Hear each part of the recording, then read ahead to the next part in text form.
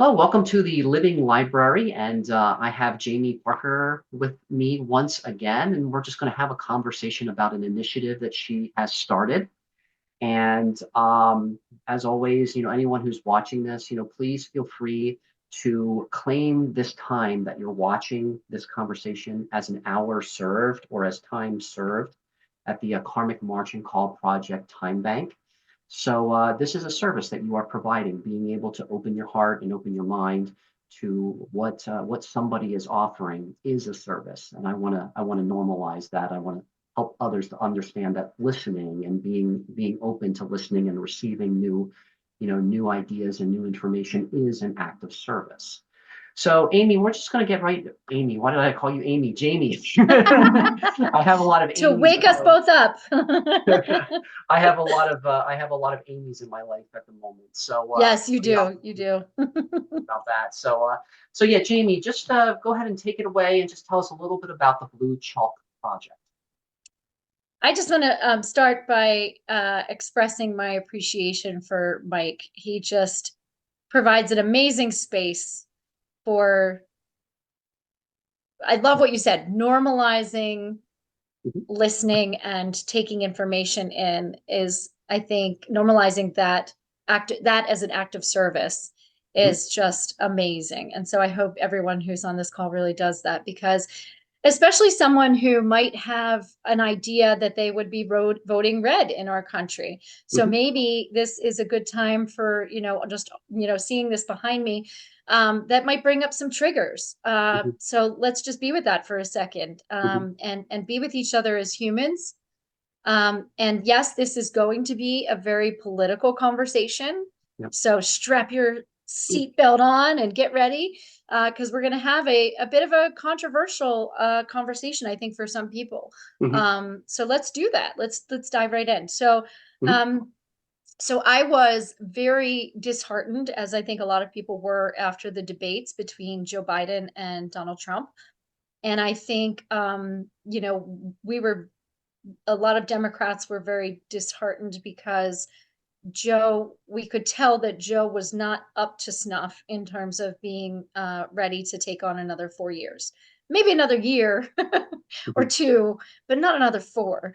And I think we all started to gasp and go, what's going to happen? And we started to feel like we had no safety net. And what was really awesome is, when I was walking out with my boyfriend in Phoenixville, which is a wonderfully liberal, mostly liberal place, mhm, where people do really respect each other.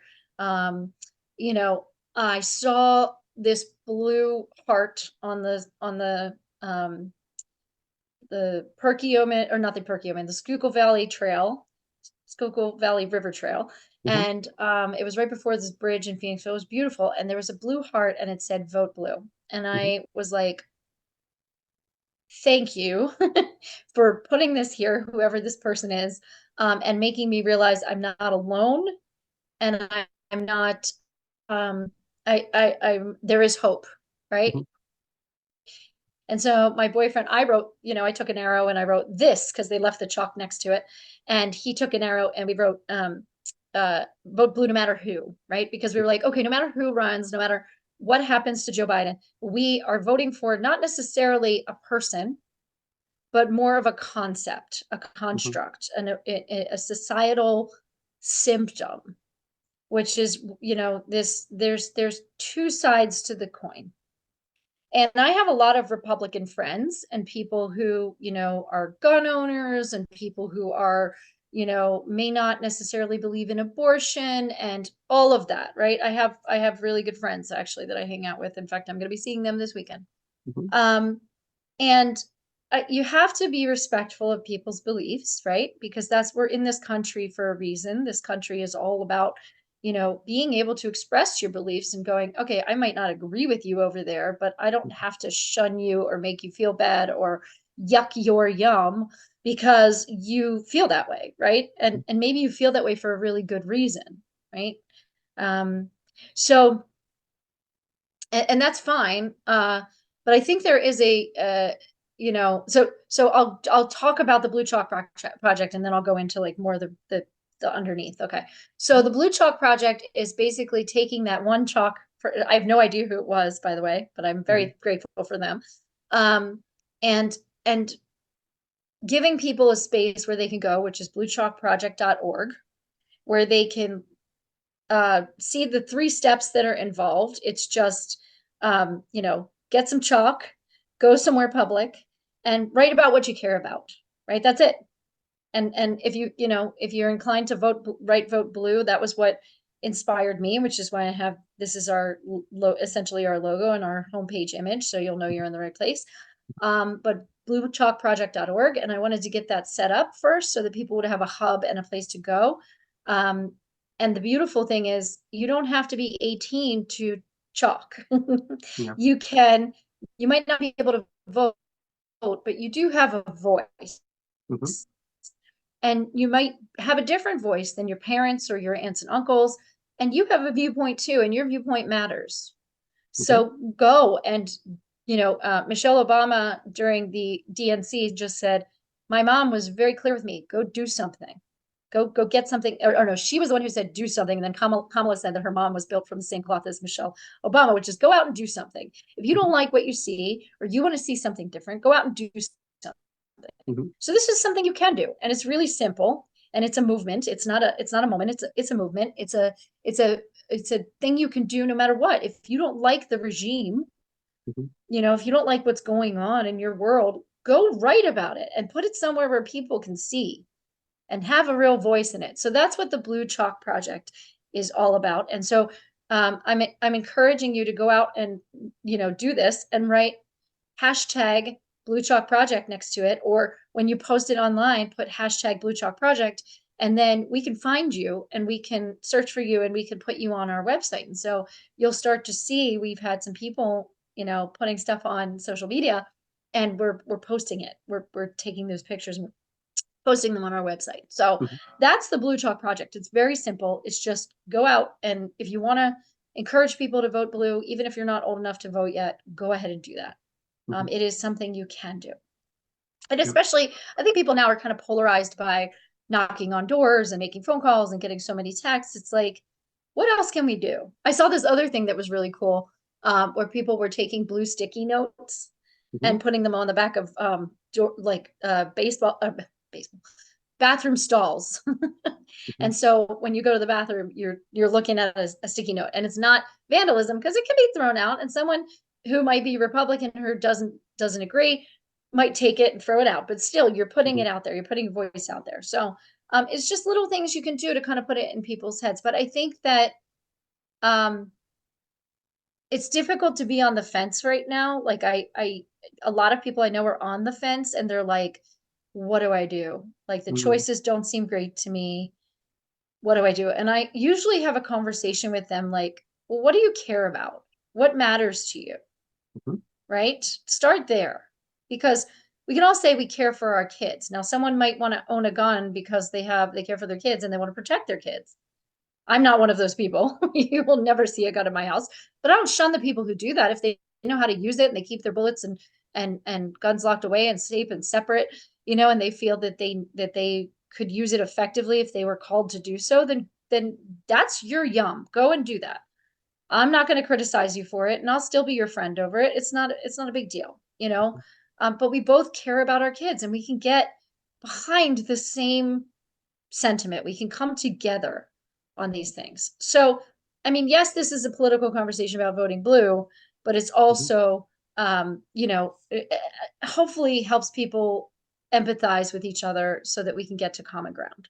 Hmm. Hmm. Now, there are a couple of things I want to say, and I know I'm talking for a long while, so stop me if you have a That's okay. question. Let it out. That's Okay. that's what that's what these conversations are really about, Yeah. Jamie. Is Yeah, is the being living able to library is, yeah, be able to receive, it's so great. and what resonates or what you appreciate. That's my job at the moment, is to reflect that back. And if something is kind of like not feeling right, or something feels a little triggering, that's when you ask a clarifying question. Yeah. So please feel free. This is your space. This is your Okay, good. time. Keep All right, going I'm with just where you're gonna keep going. rolling then. Hmm. Um, because I think it's really important. You and I have talked a lot about some transformational techniques Mhm, and things that I've brought to the time bank and to Karmic margin call about more monetary, more financial conversations. Um, and we've talked about tools you can use that are in the public domain, such as fact versus story, right? We've mhm, talked about that, right? right, And separate being able to separate a fact versus a story. mhm, So I'm going to give a little something else, another tool that I'm seeing come into play here. mhm, And that is something we used to teach and that I've learned for years called, and anyone who's done landmark education will know these terms, victim responsible. Okay. mhm. Yeah. So you've got victim mentality and you've got responsible mentality. Mhm, And you can really not be both. You're mhm, one or the other. There's no fence there. There's no line. It's like you're one or the other. Um, and and a simple way to put this that people can really get is you either have your results or you have your reasons why not. mhm, Okay. So and one of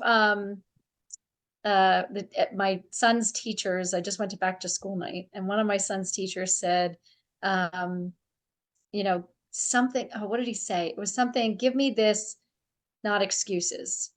hmm. Okay. Give me the juices, no excuses, or something like that. And Something it like was that. like, Yeah. yeah, like give me your thoughts, give me what's going on for you. Mhm, Don't tell me why you're not going to give that to me or why you didn't do your homework or why you didn't tell me what happened. Tell me mhm, what's going on. Right. And so I think it's really important, like, we're all going to make mistakes. We're all going to have things come up that don't work for us. Right. mhm, Um, I could this morning, my daughter was late for work and she made us late for synagogue. and and I could have blamed her for that, right? I could have been like, it was my daughter's fault, blah, blah, blah, blah, blah. But really, I didn't set us up. And I can look at where I'm responsible for how I can be late sometimes or how I can cause, or think I have more time than I do, right? mhm, And or I could be a victim to it, right? And I could be a victim to her and I could be a victim to everything. So what I'm seeing come into play just energetically with the whole election right now mhm, is that a lot of people who support Trump, I'm not saying everybody, and I'm not going to generalize there, but I'll say a lot mhm. of people who do support Trump want Trump to make it all better. Right. They Mhm, want to give him all of the responsibility mm, and have him make things better and trust him so that he will do that for them so that they don't have to do a lot.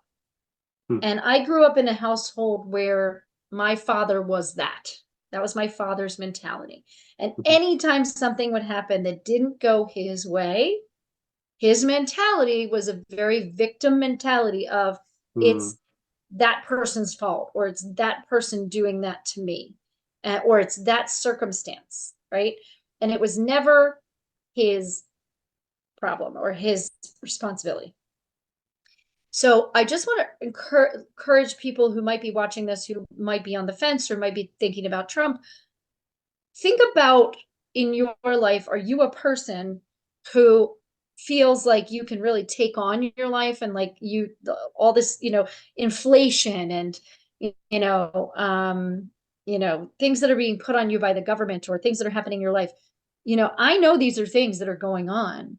Do I choose to have them affect me the way that I hear a lot of people complaining or affecting them there's other ways to still be, as Mike says, appreciative and taking in mm, what's around you and not being that type of, mentality.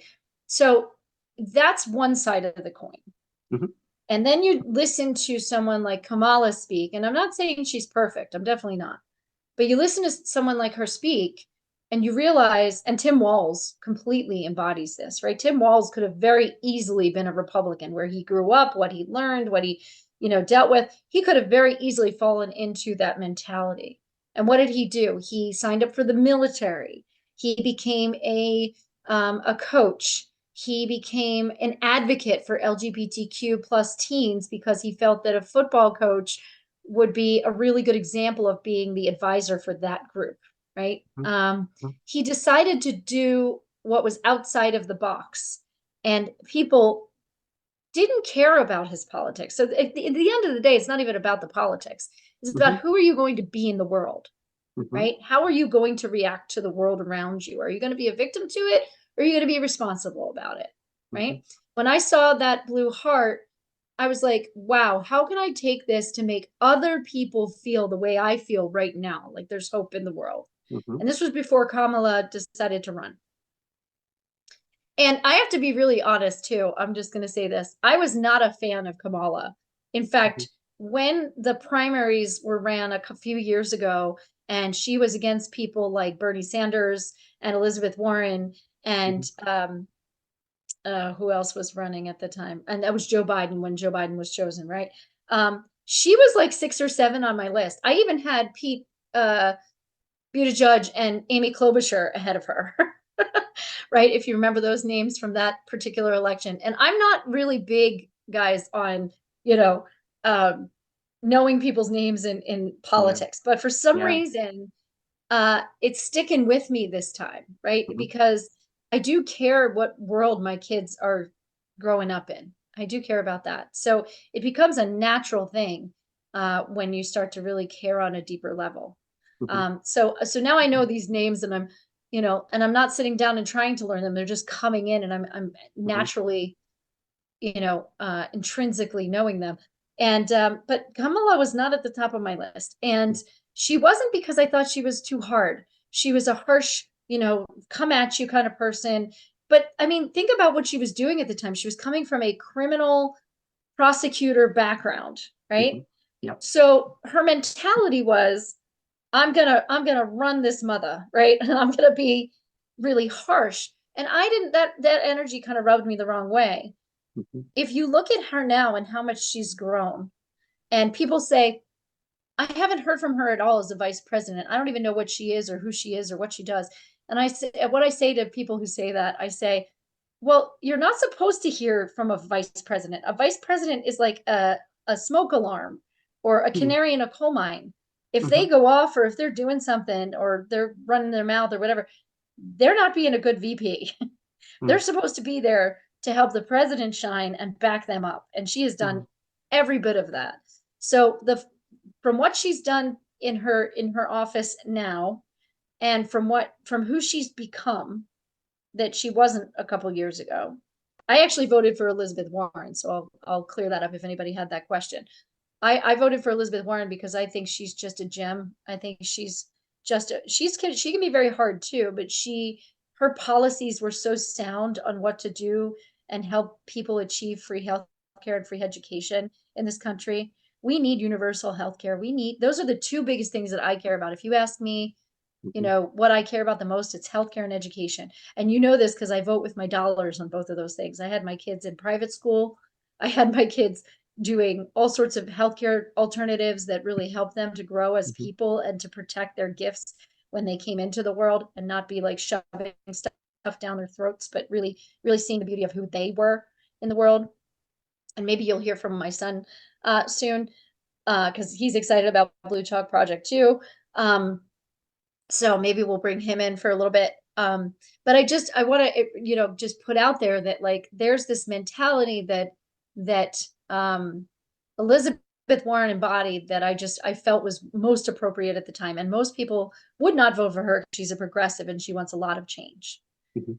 Mhm. The other thing I've heard recently is that, because I have a lot of European friends, one particularly from Germany, who was very disheartened after the debates, Mhm. and seems to be in a much better mood now. And he said to me um, that in Germany, he's a liberal here, he's a Democrat here, but in Germany he'd be considered a conservative. Yeah. Yeah. I hear that quite a bit. Yes. Mhm. Yeah, and it's because the rest of the world is actually developed faster than we have. Oh And yeah. I think it's because they are of one kind of hive mind, right, in Mhm. different countries, because they don't have as much diversity as we do. So we're kind of still working out our diversity issues and working out how to get along. Mhm. And so once we do that, I think we'll get to that level. And Mhm. I think a project like this can help, because even if it's a vote blue project, don't get me wrong, it's a political vote blue. we are out to help people, encourage people to do that. But I think more than that, from a societal, subliminal, almost subconscious standpoint, we are heading towards a more responsible place. We are heading towards a wait, I can actually do something about this kind of place. We're heading towards a kids coming in going, I want to do something about this kind of place. So I think when you're coming from that place, you don't succumb to victimhood as easily, and you don't want someone to tell you what to do with your life. Mhm. You want to be able to have control in your own life. You want to be able to have autonomy, personal autonomy, and be able to then connect. Because once you know who you are, then you can really connect with others on a deeper level, and bring that to you, bring that to them. And then another thing just kind of popped into my head real quick, is this whole concept of joy. If you really do look at the Kamala Harris, Tim Walz campaign at this point, it is beautiful. It's filled with joy. I know this because I was actually in both spaces. So you're going to find this really funny, but I was actually at a Trump rally, Mhm. uh, by accident. I went to go visit Wildwood, New Jersey in Mm. May of Mm. this year, Yeah. and I didn't realize it, but a Trump rally was happening at that time. And I was there with Mhm. my boyfriend and my kids. And we both, on the way down, my boyfriend and I said to the kids, we're like, just be aware of your surroundings and just know that there's going Mhm. to be a lot of MAGA Republicans here. And it's going to be really interesting. And we did. We walked through whole crowds and we got to see what was going on. And we even got to see Trump speak. And when I walked up to Trump, or to the railing where I could see him on the beach speaking the one night we Mhm. went out to dinner, I took note of what was happening. And I couldn't hang out very long in the energy. It was toxic for me. For Mhm. me, it was toxic. Mhm. But then when I walked over there, the thing I heard him talking about was transgendered people, Mhm. and how he was sick of transgendered people and how he didn't want to deal with it anymore. And he just, Mm. get that away from me, he said. And Mm. when I heard that, I took note of it and I walked away, and that was the one thing I heard him say. But I was at a Trump rally, so I got to experience it. Yeah. And that to me, is words of hate. Mhm. So whether you believe what he believes or don't believe what he believes, or voting for him or not, no matter which way you spin it, when you talk about another group of people and you say something like you're sick of them, or you don't want to talk about them, or that you don't want them in your space, um it's an act of hate. And um and i and i will say, you could say the same about me. I have some level of hate for Trump, Mhm. given who he is and what he talks about. So I'm willing to acknowledge that within myself as well. I'm willing to say there is a part of me that, that honors who he is and the change he's bringing to the world at this moment, but Mhm. also that does not agree or want him in my space. So it's a Mhm. really interesting thing. Okay, so there's that. But it is a form of hate. So hate begets hate. I just want to point that out. Like, you can see that happening. Mhm. When I was at the Kamala Tim Walz, announcement, very first, my mom and her boyfriend got tickets, and I got a ticket to go see them, and it was free.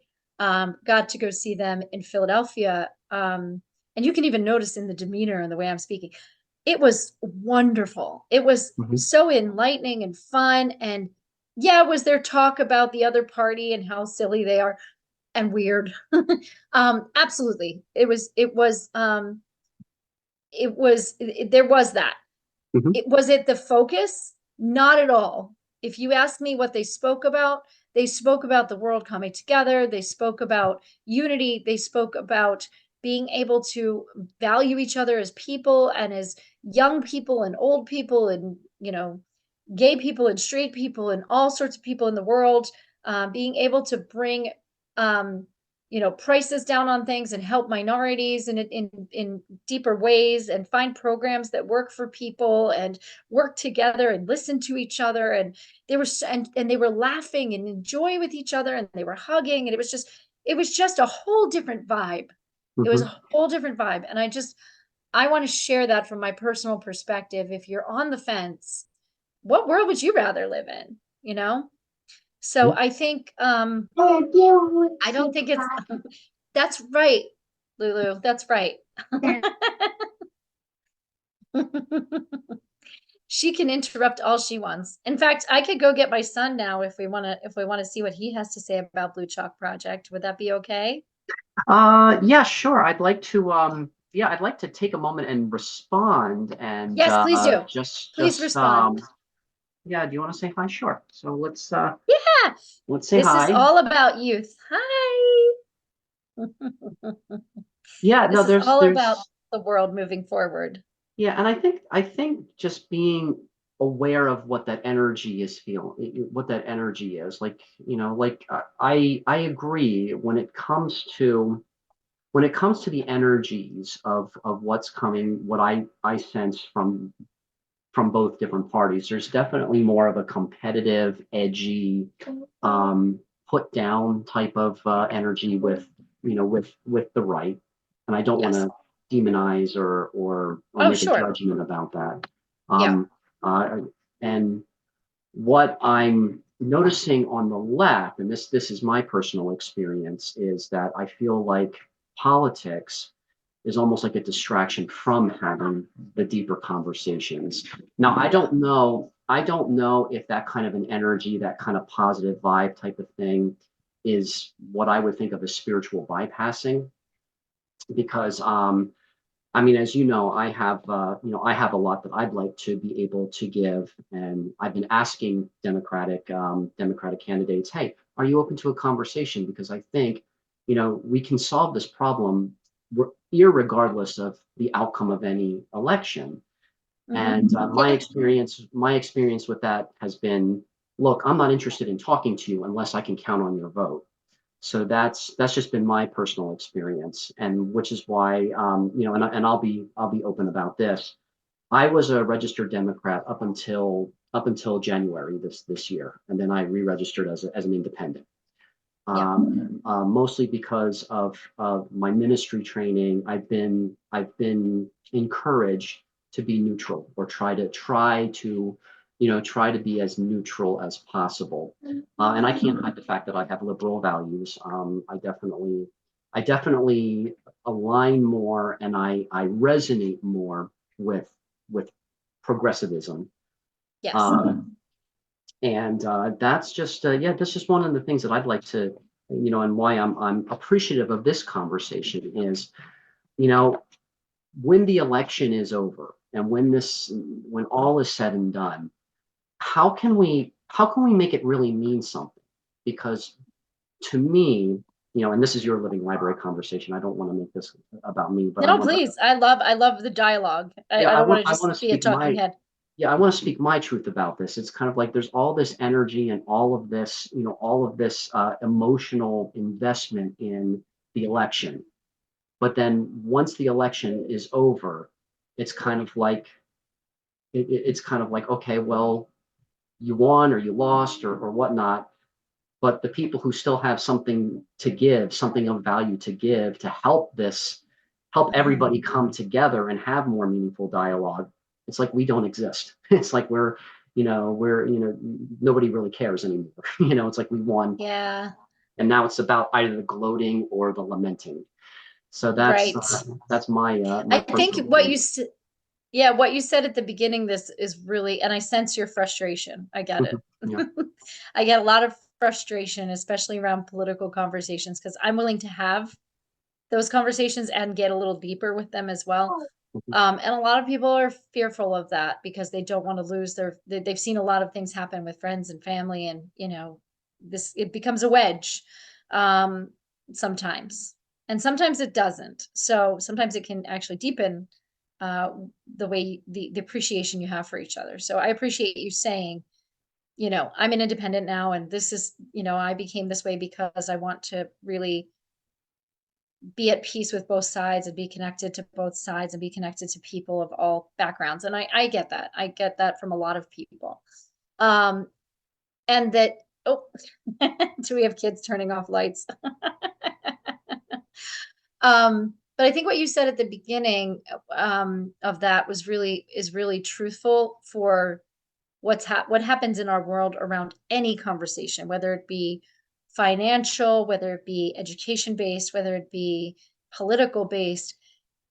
people hide behind the intellect of those things in order to avoid having the deeper conversations. It's human nature. We put up this barrier of, oh, I'm intelligent in this conversation, so I'm going to puff myself up and look good and what is it? Looking good, being right, and being in control of the situation, right? Those are the survival mechanisms that we do. Those three things. That's another tool that goes along with fact versus story and victim versus responsible, right? So there's another tool called looking good, being right, being in control, and that's what people do. You know, so they want to do that so that they can avoid the emotional pain of going to places that might be a little scary or be confronting and triggering for them. So thankfully, you and I have a lot of background together where we've shared a lot about our fears and our upsets and things that bother us. So I can totally get where you're coming from with the independent thing. My mom was an independent for a very long time, and now she's a Democratic committee woman in Phoenixville. Um, but one of the things that, and I think there's a lot of people out there. I've always been a very big pacifist, and I follow the Course in Miracles, and I understand where you are in your life, and it is difficult being with a two-party system. It is a difficult thing. Um, People don't like to be put in those boxes. If we were going to have, I think it was Hank Green said this, so I'm not going to take credit for it, but Hank Green, one of the vlog brothers, John Green's brother, John Green is an author that wrote The Fault in Our Stars, just to give you context. Hank Green said that if we're going to have boxes, we should have 7 billion plus of them. We should have as many boxes as there are people, because you can't put two people in the same box.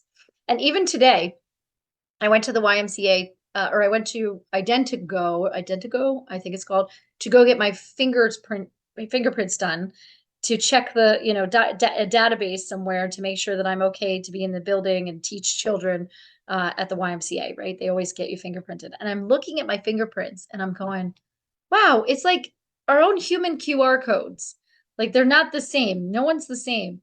And I was thinking this today. I was thinking, it's like we're all so different. And I love this living library concept because we get to learn from each other as individuals, right? And take what we want from that conversation to put it here or anywhere we want, or just do away with it and say that was a waste of my time, right? Whatever you want to do with it, you get to do with it.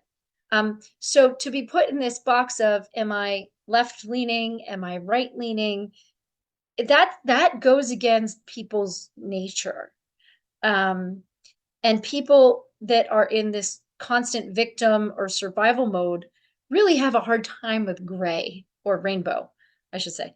They really have a hard time. They're very black and white. And so that's why I think we're moving away from that system, and we will be eventually moving away from that system. But I do think right in the right now, the way it is, and let's face it, we're in a male dominated, very young energy. If you subscribe to yin yang, we're very young energy. We don't value nature the way that we should.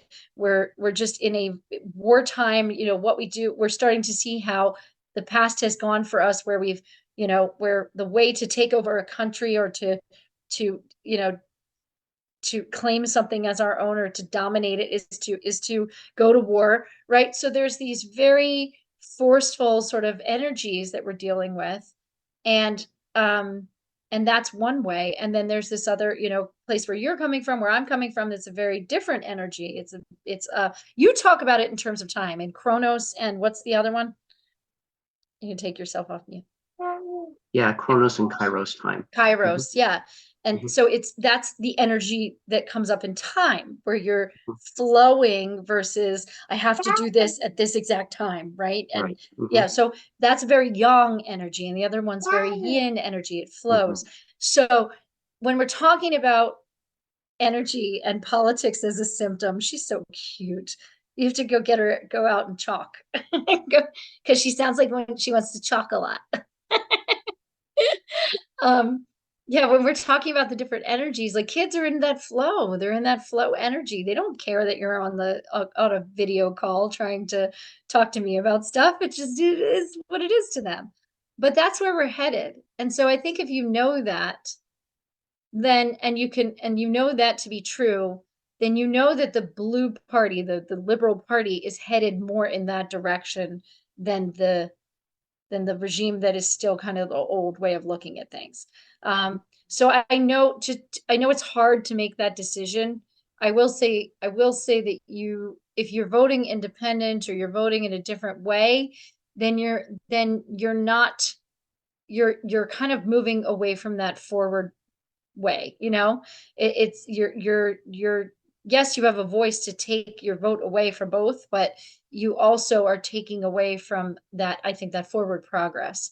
So that's why I'm voting blue. That's why I'm encouraging other people to vote blue, because I do think that we're moving towards a more progressive way of doing things and being more about humanity and what matters to humanity than and to nature and to the earth than what we've been doing. So I, I hate to say it, but it's like in this, we are in a two-party system. We have to accept that. It's like saying, like when we have our money conversations, we are in a money system. We're in a financial system. You can't go out in the world and say, to many people, you can do this to some people, but you can't do this to most people and say, I'll give you 10 hugs if you'll give me that shirt that you're selling, right? You can't do that. It's like you need money in order to do that. Now some people might go for that, right? Some companies might be like, I could really use those 10 hugs. All right, that's a deal, right? But uh really we have to accept the fact that we are in a money system and that people use money to buy things. So, and you can vote with your dollars too. That's the other thing, is you have money and your money talks.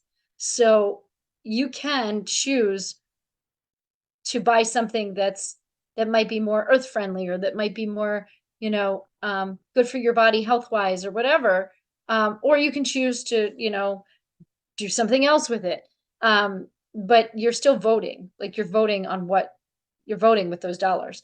Um, so, but we recognize that there's that system, but then we can also have another system, which we're using right now, which is a time banking system and a value system that is more equality based than the former system. So it is a binary system. It's a two part system. Um, and they can be simultaneous. You can have them simultaneously. You can still vote for Kamala and be and be in a victim mentality, right? You can still do that. Um, but if you can see where we're headed, I think you would choose to vote blue. And I know that's where I come from, but I'm hoping that people start to see that, because I think I know it's difficult when you're independent because you feel torn and you feel like, where do I go with this? I watched my mom go through that, and it was, it's difficult. It's a difficult road. Um, in a I, two-party system. Yeah. I will observe that I felt great re-registering as an independent. So it Yeah. wasn't it wasn't for me.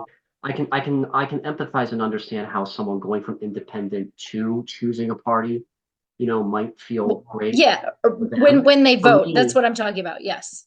for me, doing the opposite just felt like this is more in my integrity.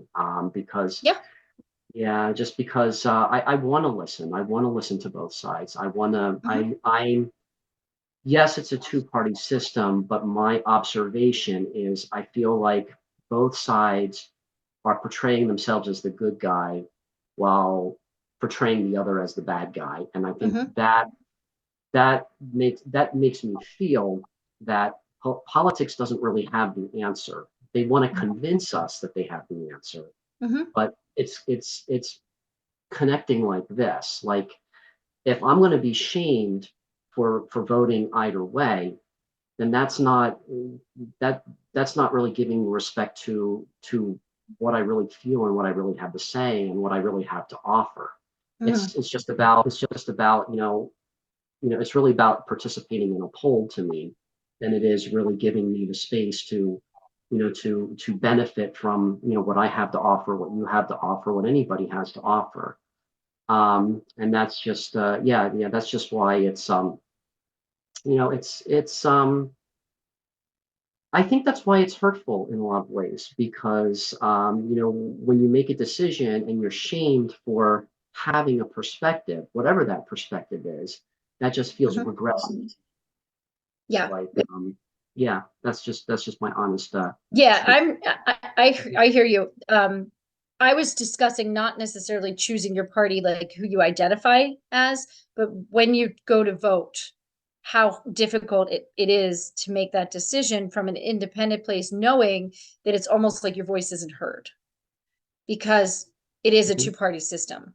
So Yeah, and you both almost have sides, to, yeah, both sides like to shame the independent, for saying, look, I'm willing to listen and willing to yeah, consider and weigh, but it's always that response like, well, an independent vote or voting for a third party is throwing your vote to the other vote person. away.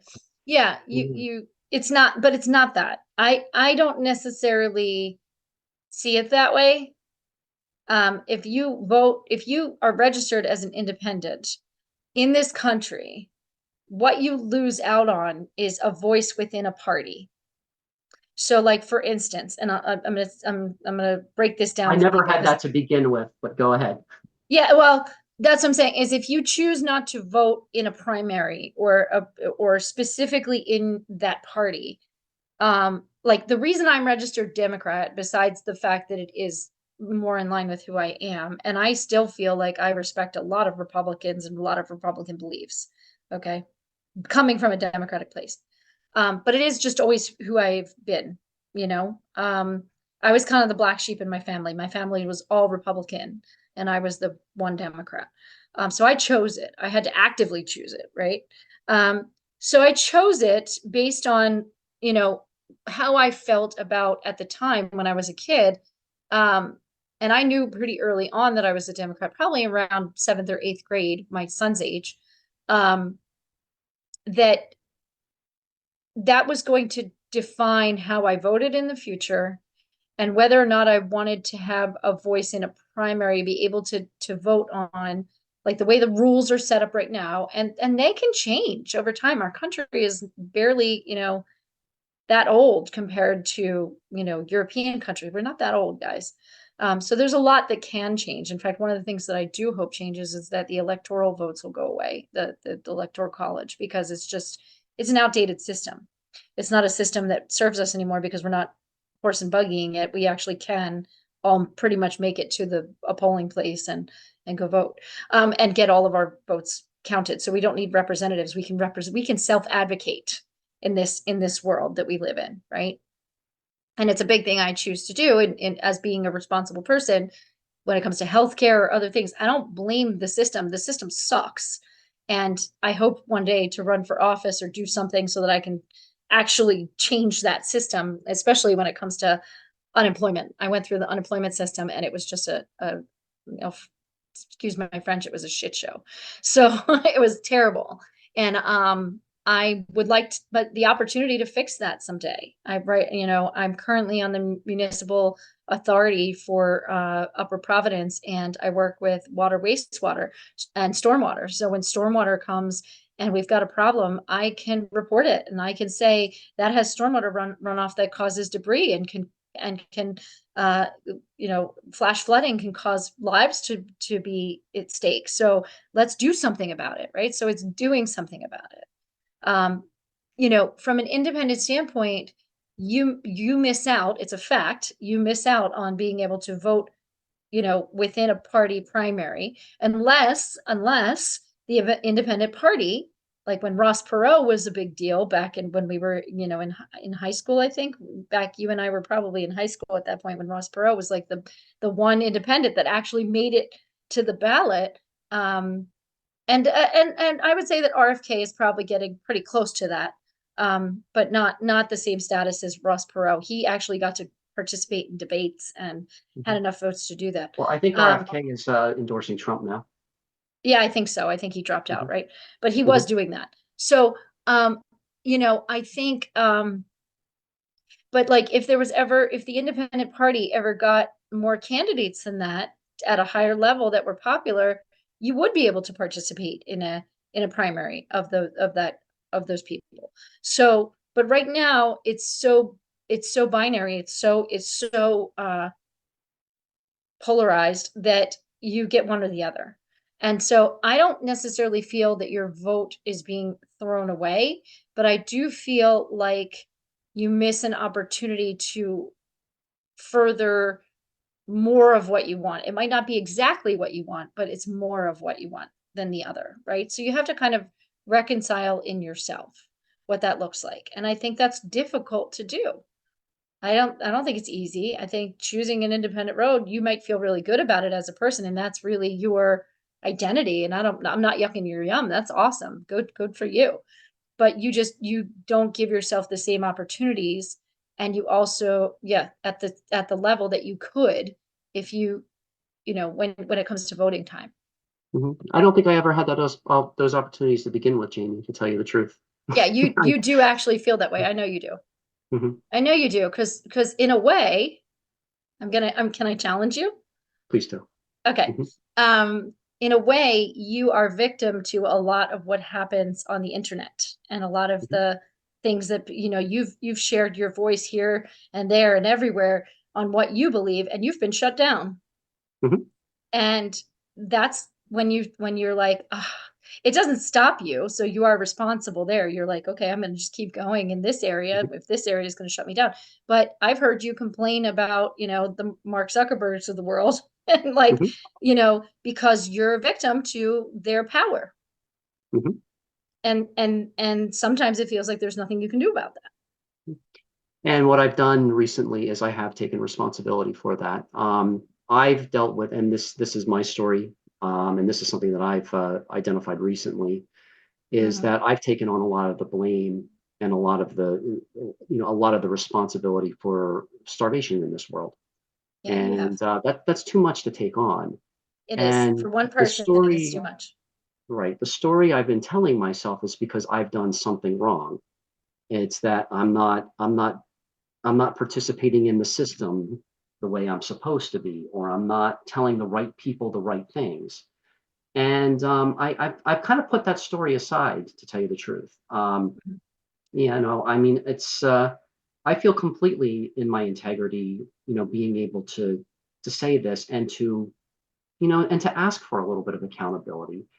My version of the story is, maybe there was a little bit of victim there, but since taking responsibility for that shame, I don't think it's unreasonable to ask for accountability and to ask for more transparency in the conversation. Mhm. And my belief and my feeling, and I really do believe this. I feel politics at this point is a distraction from doing what we could be doing to make this world a better place. Because it's about shaming and guilting people into doing something that's not in their integrity to be and do. Mhm. I mean, that's Mhm. my truth. And yeah, and I that's think that's a that's true on many levels. I think mhm, that's true on many levels. I think mhm, absolutely. Is it a show? Is it a pomp and circumstance and and flashy lights and popularity contest to the max? Absolutely. It mhm, it always has been that. It always has been that. It probably will always be that from a mhm, political standpoint. Um, it what is going to be interesting, and I think you said it earlier, is once people get into office, are we patting ourselves on the back or are we getting to work for the people? And yeah, I hear a lot of what Kamala says come out of her mouth as for the people, right? And same thing with Tim Walz, for the people. What's awesome is that both of them have track records of putting their money where their mouth is, right? Both of them have track records of that. Where they actually have made differences in their communities and their states and their and really have done things that are really great things. But what you are saying has to come from the people. It doesn't come from a politician. It comes from day to day grassroots efforts, looking at people in the eye and saying, what do you care about? What matters to you? What do you want to see change here? That's what's going to make the difference. It's not going to happen on that larger scale. The larger scale is all about pomp and circumstance, like you said, or 90% of it, or however, whatever percentage of it. I do Mhm. think, I mean, there's been a lot of things. Like if you look at Obama, who was one of the best presidents I think we've ever had in my lifetime. I'm not saying these people are infallible. Believe me, they are people and they make mistakes. And when you're a big person at a high level and powerful level, you make big mistakes and they affect a lot of people. But I do think that one thing that Obama did really well is he created the Affordable Care Act. So as a result, when I was unemployed, I could go on and get health care for a very cheap rate because I was unemployed. And it was recognized by the government as a very valid, very good healthcare plan that I could have for me and my kids. And that came along with SNAP benefits, which, if for those of you who don't know, I was on food stamps when I went through my unemployment, which was a very hard pill to swallow. And my kids got to have free lunches because of the programs that Obama had set up. That is the real work being done. That is forget about politics. Put your money where your mouth is. Joe Biden has created the Inflation, whatever it is, Act. I don't remember the full name of it, but everybody knows it as the Inflation Reduction Act or something.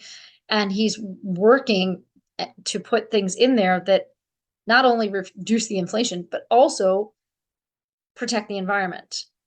And I've seen money come into things like my municipal authority that come from that program where the government, the federal government comes back to affect our communities and make our communities better and give us infrastructure that actually saves lives and works so that you can have a conversation with your neighbor and say, isn't it great that we have this money now to be able to keep the water out of our basements and keep the water, from drowning our cars when we have something like Ida happen? Because I had lost a car in Ida and my boyfriend lost his house in Ida because we have these storms now that are being caused by global warming that, if you acknowledge that and you can see that, then we can actually do something about it. So yeah, getting deeper on it. That's what we care about, is what affects us, what affects our families, what affects our neighbors, what affects our community. And it has nothing to do with politics. But unfortunately, politics is the way that we get there, on the larger scale. And on the smaller scale, on the local scale too, because if I wasn't on this municipal board, and I'm actually considering, I just got offered to be on the zoning board, which helps with people who have projects they want to do on their houses, and a lot of people I've heard are building in-law suites because the cost of, you know, um, elderly housing has gone up so much. People can't afford it, so it's actually more affordable to build onto your house or to build a separate area where you can have your parents close by. But they need zoning for that, because if you start to, take out the land over here and put the extra land over there, then the water runoff goes onto your neighbor's property, and then they suddenly have flooding in their basement where they never had flooding before. We all affect each other. We all have to keep that in mind. That's the deeper conversation, is what are you doing to make your neighbor's life better?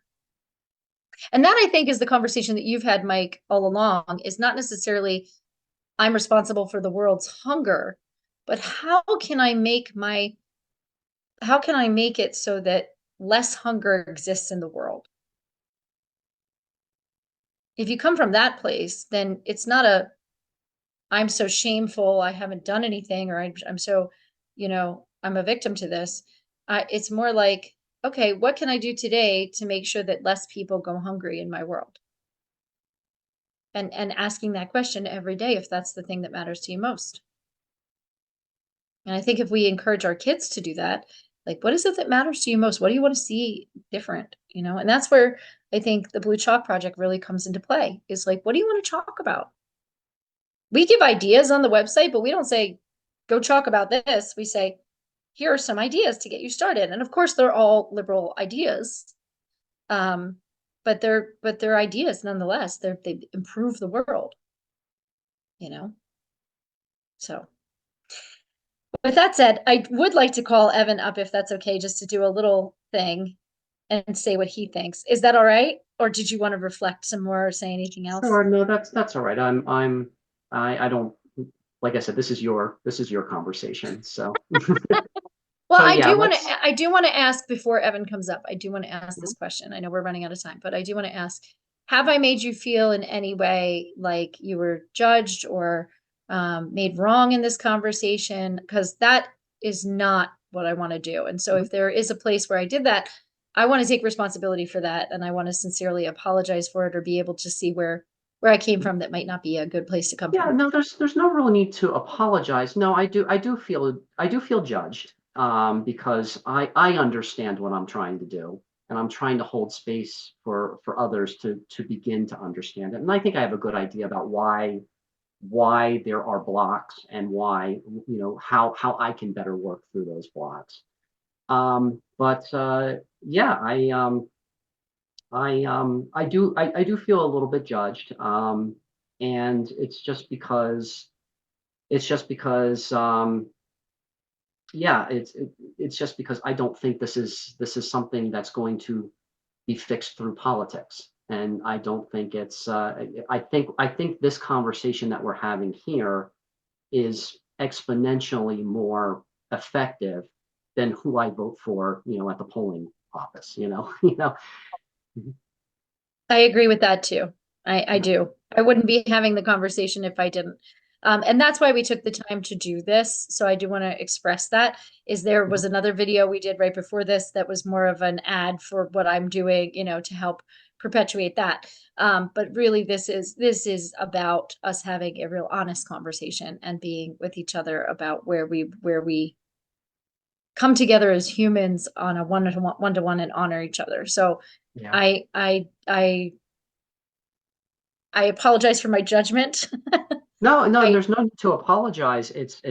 I want to take ownership of, of my feeling, because I have a lot of resentment towards just politics, and politics and yeah, that's probably been the really. vote blue is probably bringing up some stuff, right? Well, So it's yeah, and it manifests itself in a way where I'm feeling very frustrated and angry at both parties, because yes. I mean, if I'm going to take, ownership of my own ignorance and my own stuff as well too. Hmm. Hmm. Honestly, if I'm going to be honest, I think politicians are effing idiots. I really do, because there's opportunities now, if there was just more open conversation, and not trying to push something and not trying to convince. If everybody Yeah, had the skill set to really listen and to weave ideas together, we could solve world hunger in 5 years or less. We we can could. solve economic equality. We could. It is And a distraction, either like you said. Hmm. and either you know either the people at the top don't have the capacity yet to understand that, or there is a deliberate block there from having those kinds of conversations. So Yeah, that's where I feel frustrated, in that I feel like my intelligence is insulted because of the way politics is facilitated. yeah. And yeah, so that's my truth in this moment. And Okay. yeah, so that's how I feel. I Mhm. I definitely can see that side of it. And Yeah. there have been many a time when Scott and I, my boyfriend and I have said, we can't we're kind of waiting for it's going to sound terrible, so please don't judge me on this, No. but we're waiting for the boomer mentality to die off, right? And Right. not just the mentality, but the actual people, because it's a totally different energy when new younger people are able to have a voice, whether it's through politics or music or, just generational, just whatever they're able to do for their generation. I think, it's going to be different. And I have Yeah. that hope. So I think it's great. I do want to see what Evan has to say. Let me see if I can if I can grab him real quick, Yeah. just give me one Sure moment. thing. And as you're going to get him, I'll just say that it is important to have intergenerational conversations as well too. Because there is a stigma around ageism, around the different generations, and I think breaking the stigma is important. So I'll hold here, and we'll wait for Evan. This is Excellent. my son, Evan. Hi, Hello. Evan. Good to see you again. How you been? Good. Evan has gotten very tall and big since the last time you've seen him. In fact, I'm going to get out of the frame for a second so you can do this. Go ahead. Okay. So we're having a conversation about Blue Chalk Project and the things that you would like to talk about, what matters to you. And like, if you could vote for issues, what would be the issues that you care about? Just there's a lot of violence Mhm. and uh I just like I can't vote but I can write about it so I can help other people vote Mhm. and I would help them like open their eyes and see like what's happening not just in the US because the president will also help with the whole world and around the world and most of the violence is all around the world. Mm. So I want to help with that. I would write about that. Very good. Thank you. Thank you, Evan. I think what I'd like to do, and I'll ask your mom, maybe this is something we can do at some point in the future, maybe have a conversation about violence. I would like to, I would like to get, your feelings and thoughts about that. And also, I think it might inspire other people your age, to talk about what matters most to you. So, Mhm. yeah, so let's make a tentative plan at some point. If you'd like, I'd like to talk to you about the issue of violence and what can we do about it? Yeah. That's awesome, dude. I would like that. I'm okay with that. Thank you for sharing. Right. That's awesome. All right. Yeah, I All right. think, and I think this is true too. We are a Jewish family, Mhm. so we are very affected by what's happening in Palestine and Israel at the moment. And we very much, one of the things that Kamala started to talk about in her speech was how it's at the DNC. So if you get a chance to look up DNC Kamala, what she says about it is very amazing. And I think it is a more independent view of Mhm. things. Is she talks about how it is possible for the Israelis to defend themselves and defend their country and keep things like from happening like October 7th did. Um, and then and bring the hostages home and find a safe way for them to get home. But it is also possible for us to be with the fact that there has been decades of persecution against the Palestinians, very similar to what was our situation in the Holocaust. And so, Mm. what we need to do, it's our responsibility now to look at that and say, we can do something about that, so we don't continue or perpetuate the hate that they have for Israel. Because I would too if I was a Palestinian. You have to kind of put yourself in their situation when you're having rocks thrown at your head every day, or you need netting over your communities because you're getting hit with bottles in the head and you could die from that and your children could die. You tend to hate the people that are doing that to you. So Yeah, especially since the death toll is so astronomical on their end, and that's yes, something that needs to be discussed in a yeah, very and you sober you shouldn't give a fashion. guy like Netanyahu any access to any weapons. But anyway, that's a whole other humanitarian aspect of it. But yeah, and then we also, my family is also from Ukraine. Mhm. So we've got a double whammy. So Evan is really what he's reflecting on, I think, is his heritage, which is that he's not just thinking locally or domestically, he's thinking globally, which I Yeah, think is amazing. And I didn't know he was going to say that, so I'm a proud mama right now, and I think it'd sure. be really great to for you to interview him and have a living library. I would sign off on that as his mom if he wants to do it. Okay. Um, so, and he's a kid that really cares about community and cares about his friends. He plays a lot of baseball. He's on a travel baseball team. So Mhm. if you can talk about things that matter to him, then he'll get going and he'll talk to you Yeah. for like I do. So And I anyway, think it's important. I think it's important for that generation. And again, getting back to normalizing that kind of open conversation in that generation absolutely. as well too. So if they are developing those skill sets, they'll be much further along than even we are, and we're Much more, yeah, emotionally intelligent. Exactly. But anyway, this has been really wonderful. I hope that everyone that's watching really got value out of it, and just feels like they are inspired to um be the difference that they want to be in the world, right? What was it, Gandhi who said that? Be the difference you want to see, be the change that you want to see in the world. And whatever that looks like, whatever side of the fence you're on, whether you're on the fence or on any side of the fence or all over the yard, it doesn't matter where you are. Just Mhm. just know that you matter, and your beliefs matter, your choices matter, and so they impact the world, Yep. one step at a time. So I really thank you for this opportunity every time. I'm just so grateful. Jamie, very grateful as well too.